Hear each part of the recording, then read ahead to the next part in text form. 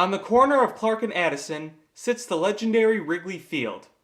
Wrigley Field sits in the brutal Chicago winter as it prepares itself for another Chicago Cubs season.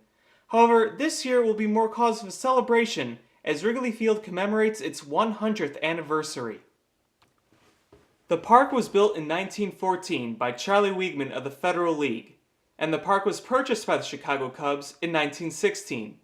Ever since then, legends like Ernie Banks, Ron Santo, and sweet-swinging Billy Williams have taken the field, and that's to name just a few. Also known at Wrigley Field is Harry Carey, who sat behind the mic and called the games for many years for the Chicago Cubs. Don't forget that the Chicago Bears of the NFL also played at Wrigley Field. Coach and owner Papa Bear Hallis led the Bears to 7 championships during the Wrigley Field era. At Wrigley Field, it is known for their ivy-covered walls and scoreboard that sits on top of the bleachers. Both of these amenities were added in 1937, and in 1988, the first night game was held, ending day baseball only at Wrigley Field. Centennial anniversaries are not the only talks at Wrigley Field going on at the moment.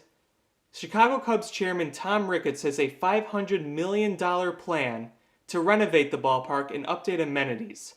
However, the city of Chicago and rooftop owners across the streets are having legal disputes with Ricketts and the Cubs, which is ultimately delaying the renovation project.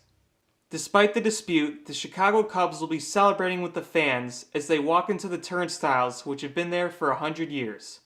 And as Ernie Banks likes to say, it's a beautiful day for a ball game. Let's play too. I'm Alex Pat, WCGR News.